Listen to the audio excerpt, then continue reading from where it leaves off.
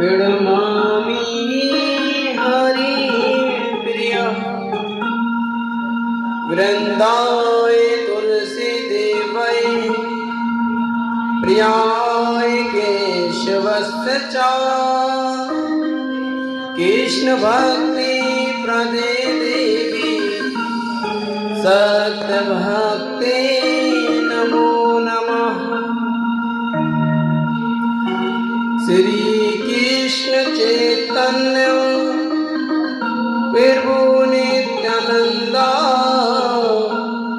श्री अद्वैत गदाधर शिव शादि गौर भक्तवृंदा। एक रतन सिंदूर वदन काटहि विदन राम लगन मानस विमल बिचरई सदा महेश। व्यास देव पद कंज मंजू और ध्यान लगावत नास होत तम तोम विमल विद्या चली आवत।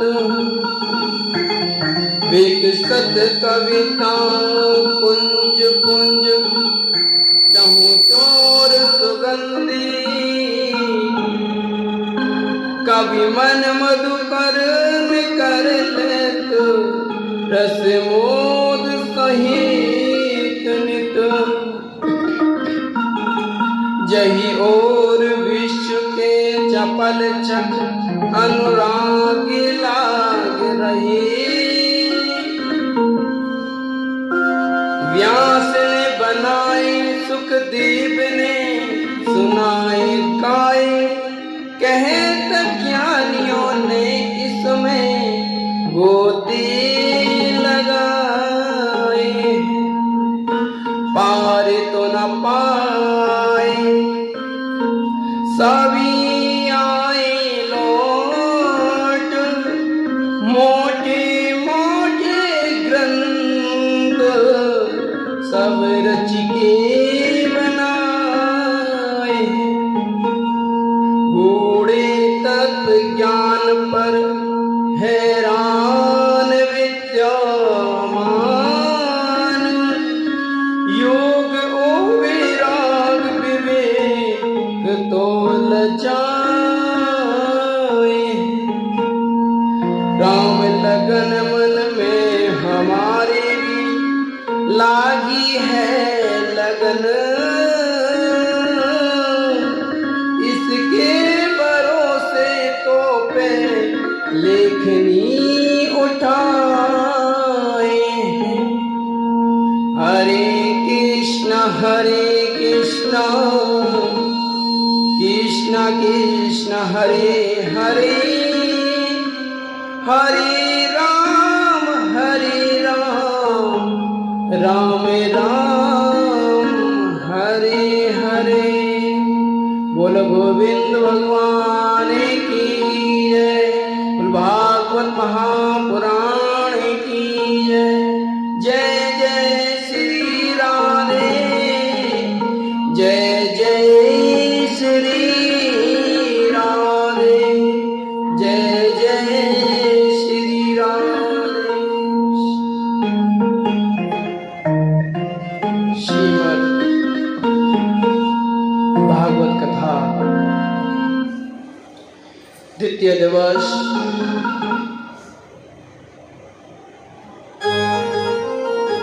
कल हम सभी लोगों ने श्रवण किया भक्ति की महिमा। व्यास देव का ने जब इतने सारे ग्रंथ लिख दिए तब भी आनंद नहीं हुआ।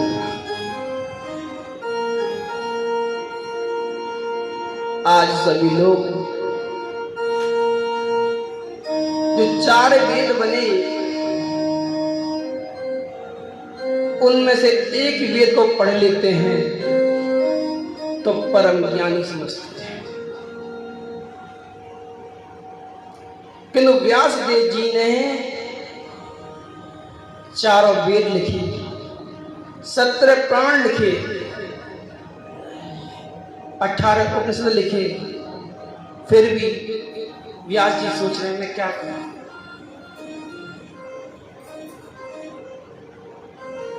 जैसे संसार में देखा जाए, मुकेश अंबानी के पास लाखों कितना खरबों रुपया है, तब भी शांति नहीं है मन में। क्यों? उसका इंटरेस्ट पैसे में है, इसलिए शांति नहीं।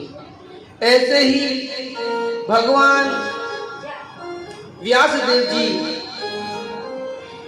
ग्रंथ लिखने के बाद भी शांति नहीं मिल रही। क्यों? बोले मैं क्या करूं।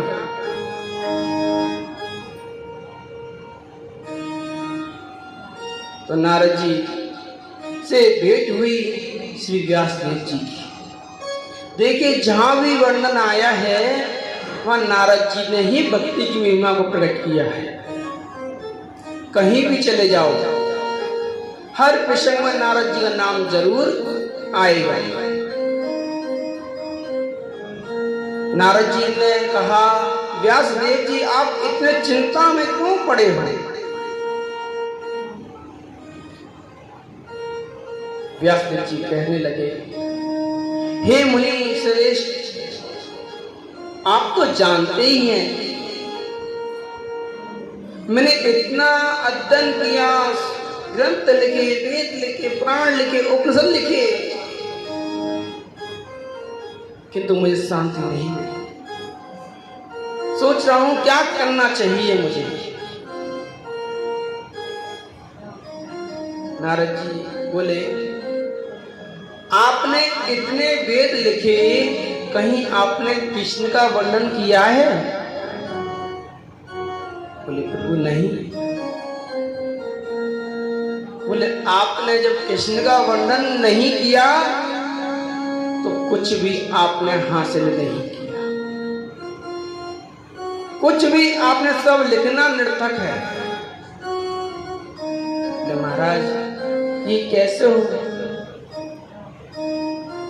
तब मुनि श्रेष्ठ ने अपनी शक्ति दी।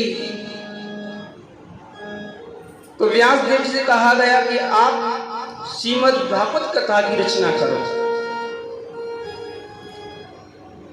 तो व्यास देव जी ने कहा ठीक है प्रभु। बोले प्रभु इसको मुझे चिंतन करना पड़ेगा। तो बोले लिखेगा कौन? लिखने के लिए गणेश जी को बुलाया गया। तो अब गणेश जी बोले मैं लिख तो दूंगा, किंतु मेरी भी कुछ शर्त है। बोले क्या शर्त है तुम्हारी? बोले शर्त ये है कि मेरी कलम रुकनी नहीं चाहिए। अगर मेरी कलम रुक गई तो वहीं मैं छोड़ के। व्यास जी ने कहा, अब सोच में पड़ गए। बोले ये तो कठिन बात है, क्योंकि मैं सोच सोच के लिखवाऊंगा, ये तो जल्दी जल्दी लिखते जाएंगे। फिर नारद जी को बुलाया, तो गुरु हैं। बोले गुरुदेव क्या करना चाहिए?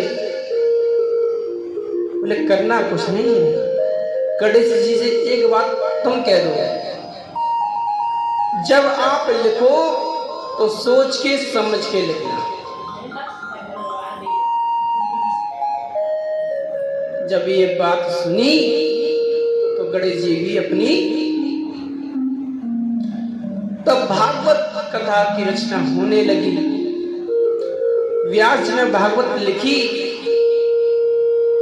और वो कथा शिव जी के पास गई। इसी को कहते हैं अमर कथा। बोले अमर कथा में ऐसा क्या है?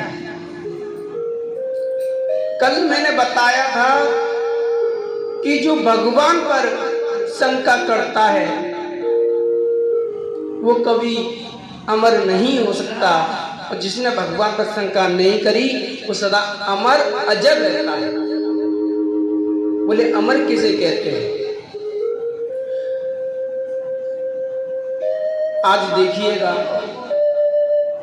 हर बच्चा हर कोई जानता है तुलसीदास जी को, कबीरदास जी को, प्रहलाद को, मीरा को। इनने कौन सी पढ़ाई करी, क्या किया? इनने केवल एक ही बस भगवान का नाम लिया और कुछ नहीं। आज भगवान पर विश्वास किया तो दुनिया उनको जानती है, और जिनने संसार पर विश्वास किया आज उसको दुनिया कोई नहीं जानती।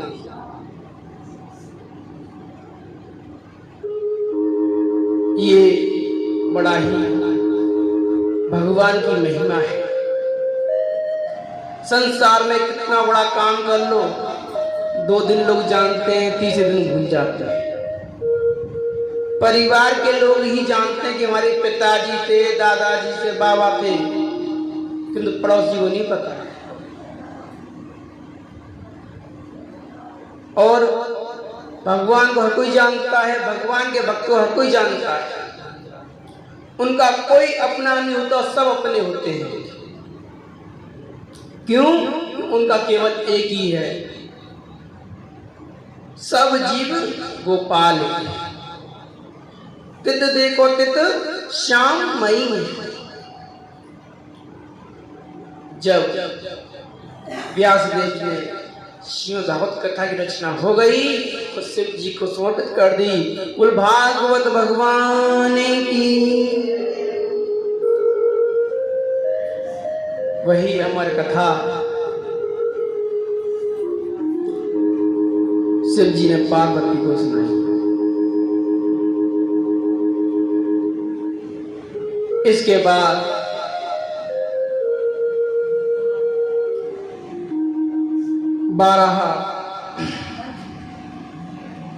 12 भगवान की कथा।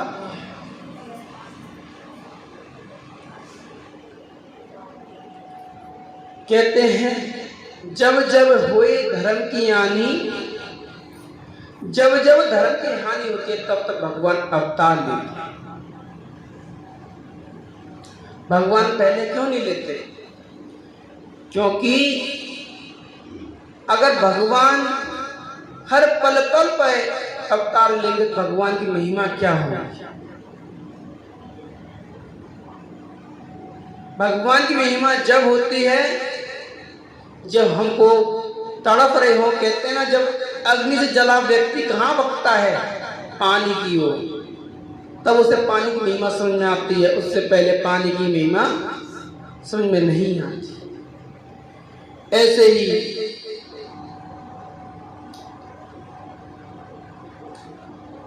राक्षस प्रहलाद के जो प्रहलाद से आता है, जय विजय नाम के 2 पार्षद थे। भगवान विष्णु वैकुंठ में जब सेवा करते थे भगवान की, कोई आता तो पहले इजाजत वही देते। तो क्या हुआ कि एक बार सनक सनंदन कुमार चारों वैकुंठ में पहुंचे, और जब वैकुंठ में पहुंचे तो जय विजय ने रोक दिया। बोले महाराज अभी रुको आप। बोले क्यों? बोले भगवान से हम इजाजत मांग के आए आपकी। उनको गुस्सा। बोले हमको रोकने वाले तुम कौन हो? उन्होंने कही कि तूने ये दुष्ट जैसा काम किया है, जा तू आज से दुष्ट हो जा। दोनों को दुष्ट होने का श्राप दिया है।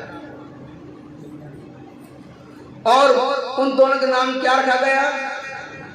हिरण्यकश्यप और हिरण्याक्ष। हिरण्याक्ष ने क्या किया कि कहते हैं उसने इतने पाप किए, संसार में कोई नहीं कर सकता। संसार में इतने पाप कोई नहीं कर सकता। तो क्या हो रहा है कि वो तो पृथ्वी को चटाई बना के लेटा हुआ है। भगवान ने चाहते ही 1 लाख मारी।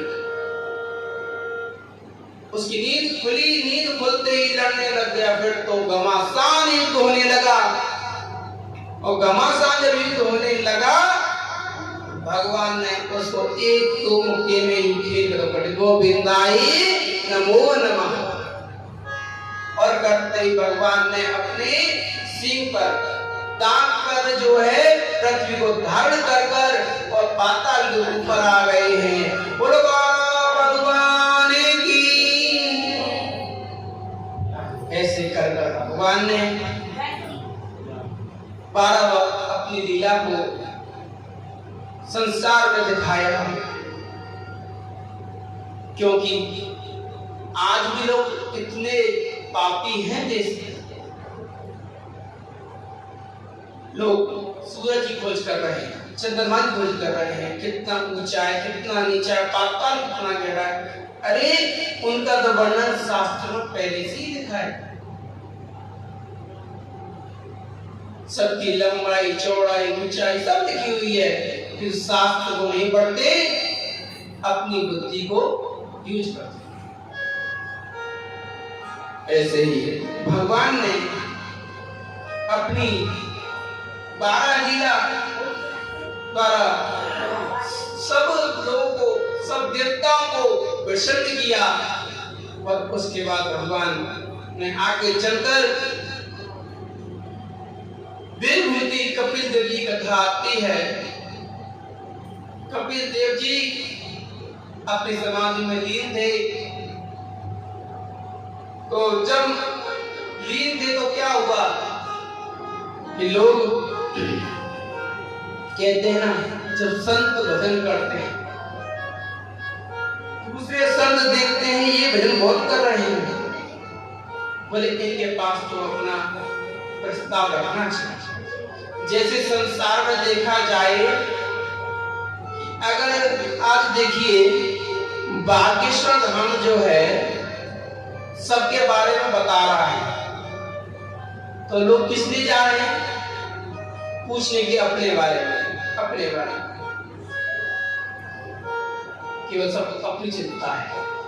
तो माँ बाप को अपनी पुत्री चिंता रहती है, ये पुत्री को विवाह कैसे हो। ऐसे ही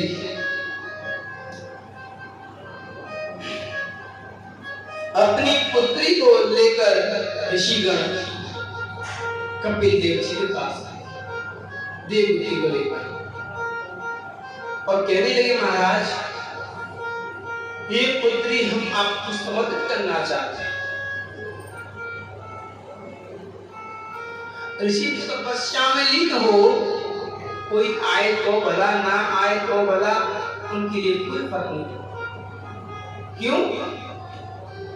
उनका इस शरीर से संबंध नहीं होता, उनका आत्मा से संबंध होता है। मीरा ने भी तो यही हुआ। लोग कह रहे थे मीरा पागल हो गई, उसे पता नहीं मैं पागल हूं, मैं ज्ञानी हूं, ध्यानी हूं, मुझे नहीं पता। मुझे तो केवल जहां देख रही बस केवल श्याम सुंदर की। ऐसे ही श्याम अभिमन्यु देवभूति का कर्दम ऋषि के साथ विवाह हुआ। कर्दम ऋषि आगे चलकर 9 कन्या हुई और 10वें पुत्र हुए कपिल देव जी। और जब कपिल देव जी हुए तो कर्दम ऋषि भी, जैसे कल कथा सुनी थी हमने गोपड़ जी महाराज की, जब पुत्र हो गए तो वो कहाँ निकल गए? तीर्थ यात्रा के लिए। ऐसे ही कर्दम ऋषि को पता पड़ा कि मेरा पुत्र हुआ है, तो उसके बाद वो भी तपस्या के लिए चले गए। तो जब जाने लगे तो पत्नी कहने लगी, तू आप जाते रहे हो किंतु मेरे लिए तो कुछ लेके जाओ। बोले तुम्हारे लिए कपिल देव जी मैं आपको देके जा रहा हूं, ये आपका कल्याण करेंगे। और वही कपिल देव जी सांख्य योग का वर्णन किया। साक्षात परम विष्णु के अवतार सांख्य योग को लेके आने वाले यही कपिल देव जी ने अपनी मां को कल्याण किया, अपनी मां का कल्याण किया। ऐसे ही कपिल देव जी मां से कहा, मां इस जीवन में संबंध तो बहुत होते हैं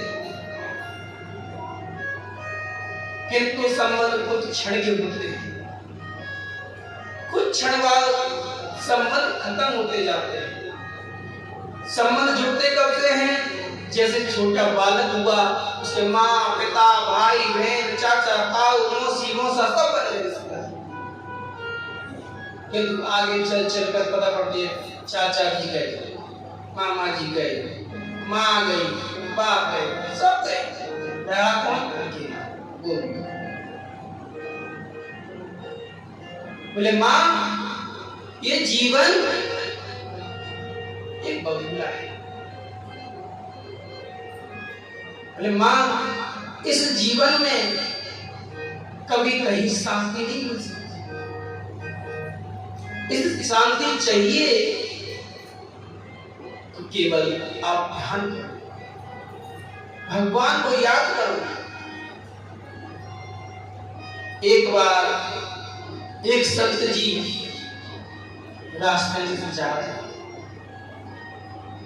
तो अपनी मंडली को लेकर जा रहे, तो क्या हुआ, संत जी जहां जाएंगे वहीं हरि चर्चा करेंगे। तो हरि चर्चा कर रहे थे, कह रहे थे कोई किसी का नहीं, जो लोग अपना मानते हैं वो मूर्ख है। ये बात सुनकर उस ग्वालिया को बड़ा बुरा लगा। ग्वालिया कहने लगा, महाराज जी आप ये बात गलत कह रहे हो कि कोई किसी का नहीं। बोले मेरे लिए पत्नी तो मरने को तैयार है, माँ बाप कहते हैं कि बेटा हमको कुछ हो जाए कि तुमको कुछ नहीं। संत ने उस समय कुछ नहीं कहा, चुप हो गए। बोले बेटा तुम एक काम करो। बोले क्या? बोलो। बोले एक काम ये करना है कि आप 1 मिनट के लिए अपनी सांस को रोको। उसने कहा अच्छा। तो पहले दिन 1 मिनट की सांस रुकवाई। तो बोले महाराज आप कराना क्या चाहते हो? ये बेटा कुछ नहीं, तुम केवल मैं कुछ कह रहा हूं आप वो करते जाओ, फिर मुझसे बाद में कहना कि क्या करवा रहा हूं। दूसरे दिन आया, बोले 2 मिनट सांस रोक। ऐसे ही करते करते काफी दिन हो गए और उसको अभ्यास हो गया कि 5-5 10 मिनट के अपनी सांस को रोक लेता। जब 5-5 10 मिनट के सांस को रोकने का अभ्यास हो गया, संत जी ने कहा बेटा अब सुनो, अब करना क्या है आपको? घर जाना। घर जाके अपनी पत्नी से कहना खाना बना बढ़िया सा। ठीक है। और जितनी चीज पहनना की हो, जितनी सोना दे घर में रखा हो वो सारा पहन लेना, पैसे जितने रखे हो जेब में रख लेना। और फिर बोले अपनी सांस को रोक लेना और अपने आराम से पड़े रहना। ठीक है महाराज, जैसी आदेश गुरु वचन करे टल विश्वास। अब तो घर गए और घर पर जाके अपनी पत्नी से कहने लगी कि भाई मेरे लिए कुछ खाने को दो। सारी चीज पहनकर बढ़िया कपड़े पहनकर बोले मुझे जाना है भी कहीं। तो बस कहकर और सर पे लेट गए अचानक, और लेटते ही सांस हो गई। पत्नी बोली क्या हुआ एकदम? कहीं जाने वाले थे ये तो। पत्नी ने देखा कि अब सांस नहीं चल रही, बेचारे क्या हुआ। माँ बाप को बुलाया, माता जी पिताजी देखो क्या हुआ, देखो। डॉक्टर को बुलाया गया, देखा कुछ नहीं चल रहा। बोले तो गोविंदाय नमः। ये सुनता सभी धाड़ मारने लगे। तो बोले अब, बोले जो हाथ में सोना पहनना है उसको उतार लो भैया। सब लोग वस्तुएं निकालने लगे, सारी वस्तुएं निकाल ली। अब बोले कमरे से बाहर निकाल लो इसको। जब कमरे से बाहर निकालने लगे तो क्या कि हाथ पैर छोड़े थे, तो उधर बच्चा छोटा तो निकल ही नहीं रहा। बोले क्या किया जाए? बोले हाथ को तोड़ दिया जाए। क्यों? अब तो मर गया, दरवाजे क्यों तोड़े? वो सुन सब रहा था। उसने हाथ में ढीले कर दिया अंदर से। जैसे उसने हाथ मारा, हाथों से निकाल दिया, बाहर लिया। बोले ऐसा है भैया, ये एक बाबा के पास जाता था, उस बाबा को भी बता देते हैं कि आपका शिष्य तो। गए बाबा के पास, बोले महाराज जी आपका शिष्य तो भगवान का प्यारा हो गया। बोले ये कैसे हुआ? बोले पता नहीं, अचानक। बोले मैं चलता हूं, देखता हूं। संत दौड़ते हुए गए, संत ने देखा भाई इसकी उम्र तो पूरी हो गई, अब तो जिंदा नहीं हो सकता। बोले जिंदा हो सकता है तो एक ही शर्त है। बोले क्या? अगर कोई अपनी उम्र इसको दे दे तो ये जिंदा हो जाएगा, वो मर जाएगा। तो पहले पूछा गया पत्नी से, क्या आप अपनी उम्र को दोगी? पत्नी बोली महाराज बच्चों को देंगे। बच्चों से पूछा गया, बोले हमारी जिंदगी पड़ी है अभी आगे करने के लिए। माँ बाप से पूछा गया, माँ बाप ने कहा कि ये तो कुछ जानता भी नहीं है जो हम चला रहे हैं, तो हम चला रहे हैं, ये चलाएगी मेरे को बर्बाद। ये सब सुनना है कान से, कान बराबर चल रहे हैं, किसी ने भी देने को नहीं। संत ने कहा कि मैं भी देता हूं इसके लिए, ये जिंदा हो जाएगा। सब लोग बोले हाँ महाराज जी, आप न आगे ना पीछे ना, आप ही दे दीजिए। संत ने चल निकाला। बोले बेटा आप उठ, कहां सो रहे हो? जैसे उसने गुरु की आवाज सुनी, तुरंत को जो प्राण। बोले गुरुजी आज मैंने जाना कोई अपना नहीं, सब दिखाते हैं अपना अपना अपना अपना। स्वार्थ हटते प्रेम घटा, दिखलावे का प्यार मिला। अमृत सी पूरी दिखलावे का क्यों दिखाने का हमारा सहयोग है। ये मेरी ताऊ है, ये मेरी नानी है, ये मेरे पापा है, सब समय आने का कोई किसी का। इसीलिए कहते हैं अगर भगवान का भजन करना है, अगर अपने आप को कुछ करना है तो अकेला जीना सीखो। और अकेला जीना किसे कहते हैं? कि बस भगवान के जब आश्रय रहोगे ना, आपको किसी चीज की चिंता नहीं रहेगी कि मेरे पास पत्नी हो, बच्चे हो, माँ बाप हो, किसी की चिंता नहीं। उसे तो केवल एक ही चिंता होती है कि मेरा गोविंद मेरे पास हो, मुझे और किसी की चिंता। ऐसे जिंदगी तो किराए का घर है, जिंदगी तो किराए का घर है, एक ना एक दिन जाना पड़ेगा। जिंदगी तो मेरा एक घर है, एक ना एक दिन निकलना पड़ेगा। जिंदगी तो मेरा एक घर है, एक ना एक दिन तो जाना पड़ेगा। जिंदगी तो मेरा एक घर है, एक ना एक दिन तो जाना पड़ेगा।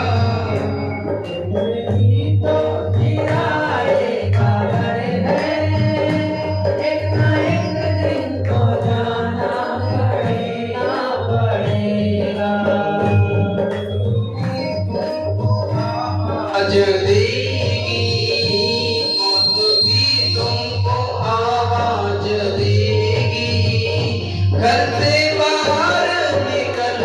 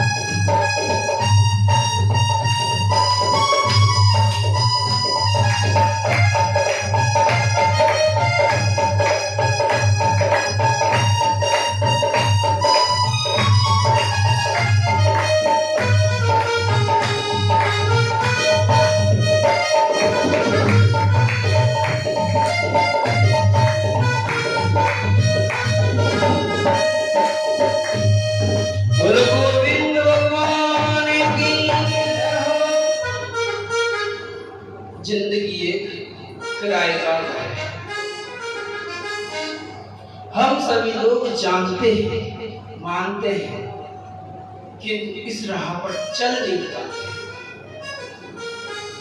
दिक्कत यही है कि हम इस राह पर चल नहीं पाते। क्यों? ऐसा क्या है? यही भगवान की माया है। किसी चीज को समझना है हमको। अगर किसी चीज को आप समझ जाएंगे, कोई कष्ट नहीं।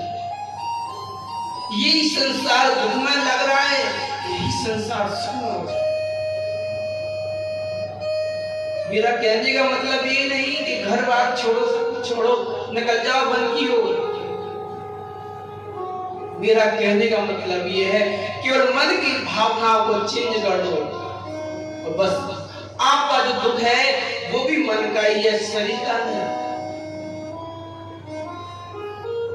कहते हैं ना, किसी के घोटू में दर्द हो रहा और किसी कारण से जाड़ में दर्द होने लग जाए तो घोटू का दर्द कम हो जाता है, जाड़ में दर्द ज्यादा बढ़ जाता है। ऐसा क्यों? ये सारी बीमारी मन की है। मन जिधर चला जाए उधर। इसीलिए संत भगवान सबका कहना एक ही है, हमको कुछ नहीं चाहिए। भागवत पे लक्ष्मी चढ़ाओ ना चढ़ाओ उससे कोई मतलब नहीं है। भागवत तो कहती है कि मुझे अपना मन को दे दे। आपको पता है संतों को दान क्यों किया जाता है? सबसे प्रिय चीज क्या है लोगों की? पैसा। कहते हैं जिसके लिए जितना धन खर्च करोगे उतना मन उसके प्रति जाता है। पुत्र में मोह क्यों आता है? क्योंकि सारा धन उसके लिए खर्च कर जाता है। बेटे में इतना मोह नहीं होता जितना पुत्र में मोह होता है, वो धन के कारण। कहते हैं भगवान के उत्सव में तुम खर्च करने लग जाओ, देखो अगर बेटा आपका सत्य होगा तो बेटा आपके लिए कहेगा माँ चिंता ना कर, मैं ठाकुर से उससे पहले कर दूंगा, जो चाहिए बता देना। किंतु जो कुलंगारी होगा पुत्र, वो कहेगा माँ भगवान के लिए क्यों खर्च करती है, मेरे बेटे के लिए ये आ जाएगा।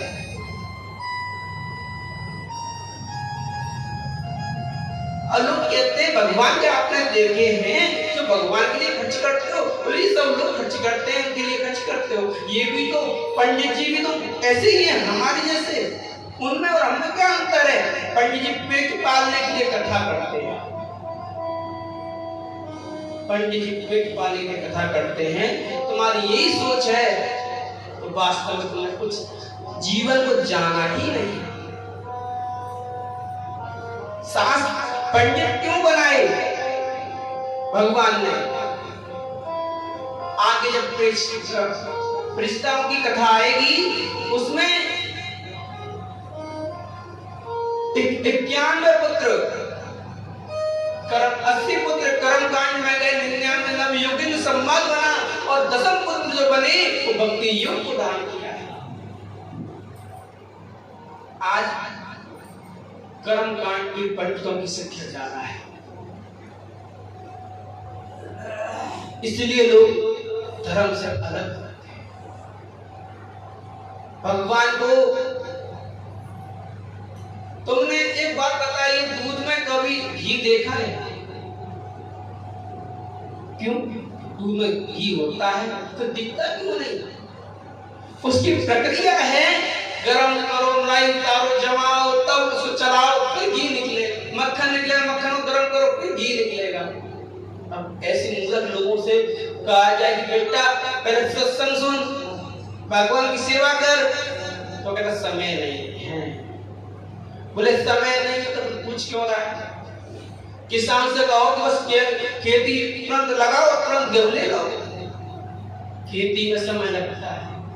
संसार की पढ़ाई नौकरी के लिए जब जाता है उससे पहले कितने वर्ष उसको उस नौकरी की पाने के लिए कितनी मेहनत करनी पड़ती है? 15, 20 साल, 20 साल, 22 साल, 25 साल, 30 साल, और तब नौकरी मिल भी जाती है फिर भी पढ़ाई करनी पड़ती है आगे के लिए। तब नहीं कहता उसमें कि इसमें कुछ करना पड़ता है, उसमें तो अच्छा। क्यों? क्योंकि आज हम लोगों में माँ बाप कहते हैं, पहले घर में माँ बाप 1 घंटा सब परिवार को लेकर ग्रंथ पढ़ते थे। मैं भी पढ़ता और मेरे घर वाले भी पढ़ते। तो आज बच्चों की ऐसी कोई बुद्धि नहीं। आज ऐसे ही लोग हैं, लोग चिड़ है बॉसों को, बोले तिलक लगाने वालों तो बहुत बेकार लोग हैं, कंठी पहनने वाले लोग बहुत बेकार है, हाँ दारू पीने वाले बहुत अच्छी लोग हैं। सोच कितनी गंदी होती है। परिणाम के ब्राह्मण और कौन से उपात में इनको ऐसा लगता है कि ये ब्राह्मण नहीं, ये कौन से ब्राह्मण है? रावण वंशी सनातन ब्राह्मण अपने आप को बोलते हैं कि ब्राह्मण नहीं। क्यों? कि ब्राह्मण किसे कहते हैं? ब्रह्म जानते इति ब्राह्मण। जो ब्रह्म को जाना ही नहीं, ब्राह्मण किस बात का? किंतु इसी को कौन समझाएगा?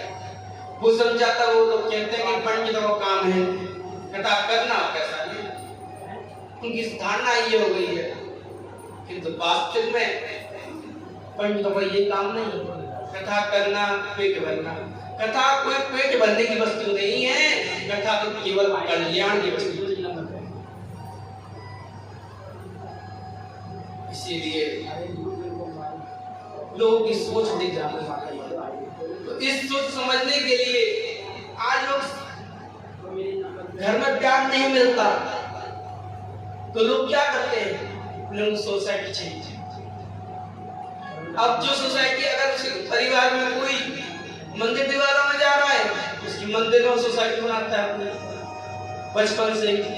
जो कोई खेलने कूदने में जा रहा है तो खेलने कूदने वालों की कहते हैं संगत कर अच्छे लोगों की अच्छी बने। कहते हैं दुष्ट संग ना दे विदाता, जाते हुए नरक को वास। हम जानते समझते हैं इनको दुष्ट लोग ही पसंद आते हैं।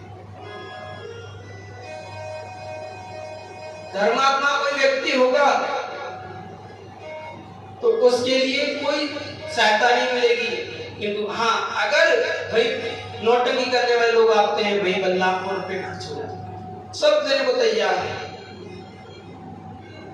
किंतु मेरे कहने का मतलब कि भावना को चाहिए। यही संसार कांटों की राह है और यही संसार के फूलों की राह है। नजरिया दोनों का अलग है। कहते हैं चश्मा जब लगा लो तो अगर धूप वाला है तो आपको छाया दिखेगी और वैसा है तो आपको दिखेगी। ऐसे ही अब म्यूजियम में जाइए, कांच है, उसमें कोई मोटा दिखता है, कोई पतला दिखता है, कोई लंबा दिखता है, ये कांच की। ऐसे ही संसार है पूरा। जिस नजरिया से देखोगे उस नजरिया से आपको लोग दिखेंगे। इसीलिए कहते हैं ये चीज अगर समझ लेंगे तो भागवत वास्तविक भागवत इसे ही कहते हैं। अभी तक इसमें कोई कृष्ण कथा आई भागवत में? सारी कथा वही आ रही है। संसार में जितने लोग कपिल मुनि हुए, गृहस्थी हुए, सब हुए, वही कथा है संसार की। कहीं किसी कथा तो नहीं आ रही। किंतु ये भागवत, ये भागवत हमारी ही लीला है।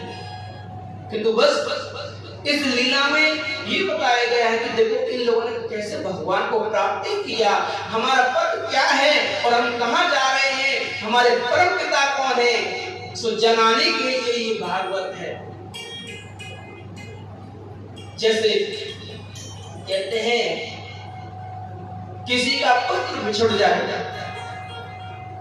एक का पुत्र बिछड़ गया, राजा था, उसका पुत्र बिछड़ गया था। जब बिछड़ने के बाद में बड़े ज्योतिषों के पास गया, सबके पास में गया, कोई भी सच्चाई नहीं बता सकता। आखिर में 10-15 साल हो गई, परेशान हो गया, बोले अब तो पूछना ही बेटा है।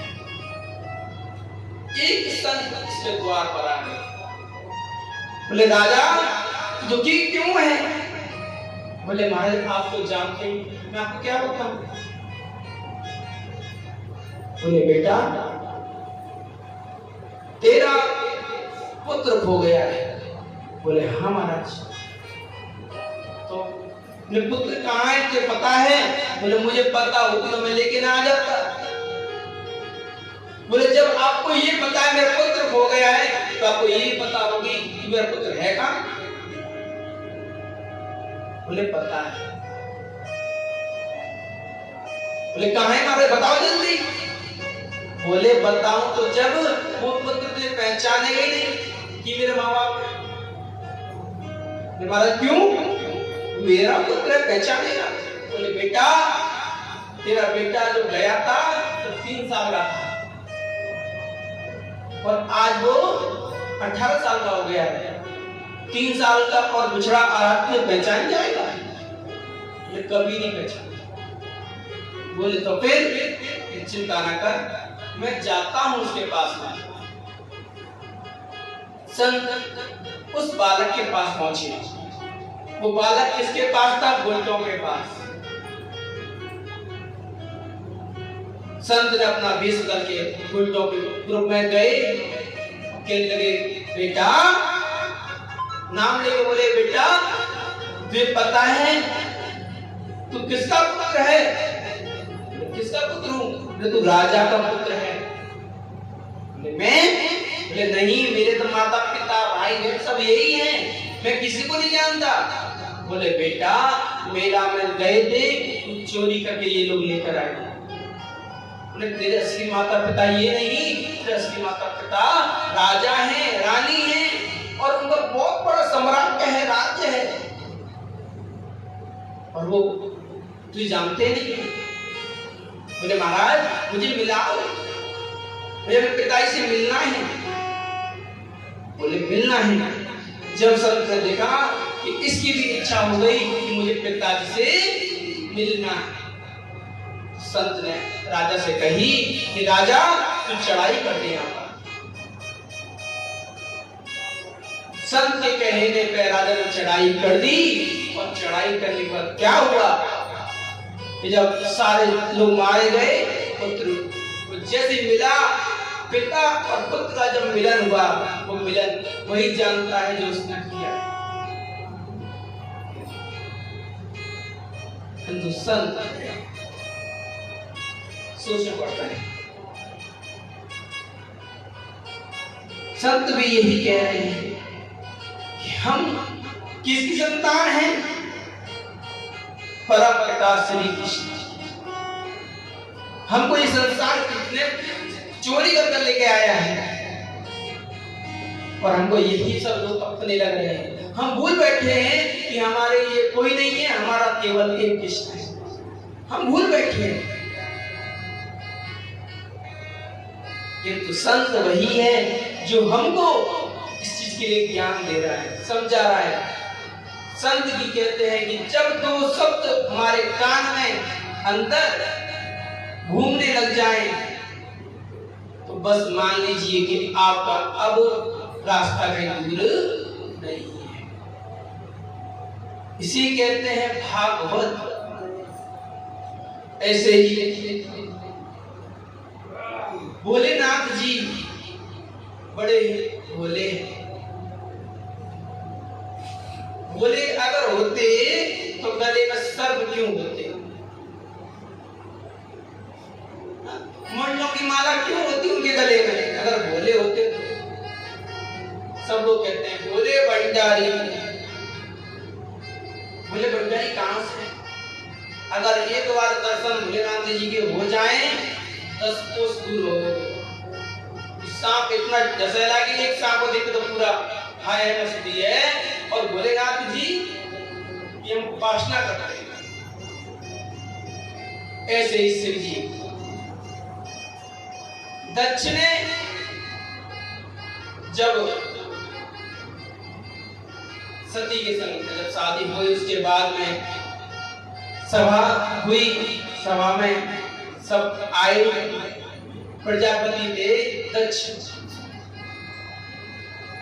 तो भोलेनाथ जी तो अंतर की लीला करते हैं, बाहर की लीला नहीं करते। भोलेनाथ जी ने मन ही मन प्रणाम कर दिया। महापुरुष कोई भी हो वो सभी जीवों को प्रणाम करते हैं। क्यों?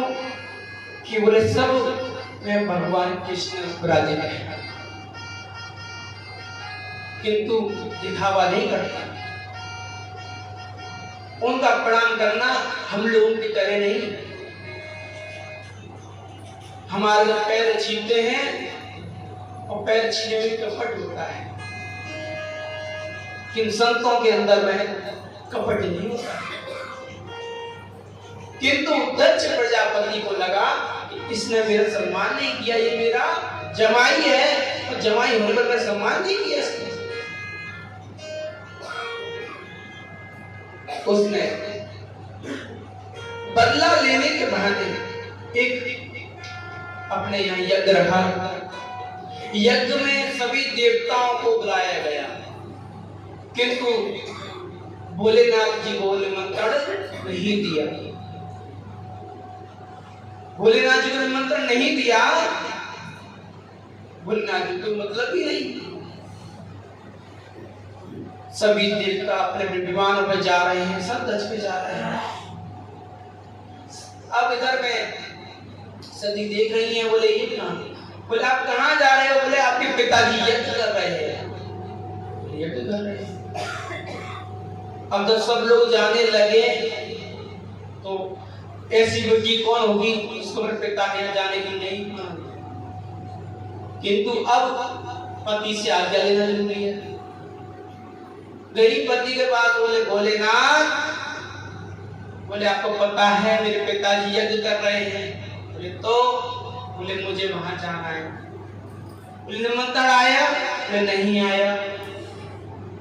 निमंत्रण नहीं आया, क्यों जा रही हो? ये नीति है कि शादी होने के बाद अगर पिता निमंत्रण नहीं दे तो नहीं जाना चाहिए। किंतु पार्वती बोली तो मेरे पिता हैं, निमंत्रण दे या ना दे तो क्या हुआ? बोले देखो शादी के बाद ये मर्यादा नहीं है, और देखो मेरा पहले भी बहिष्कार किया था और आज मैं निमंत्रण भी दे दिया है, सबको निमंत्रण दिया है, ब्रह्मा जी को, विष्णु जी को, सबको निमंत्रण दिया है, मुझे निमंत्रण नहीं दिया है।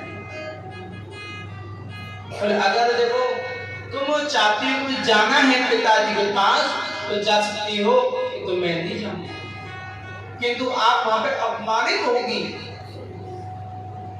ये सुनकर उनके कान में ये शब्द नहीं गई कि अपमानित होगी। बोले पिता की यहाँ पर मुझे जाना है। बड़ी खुशी होती है पिता के यहाँ पर जाने।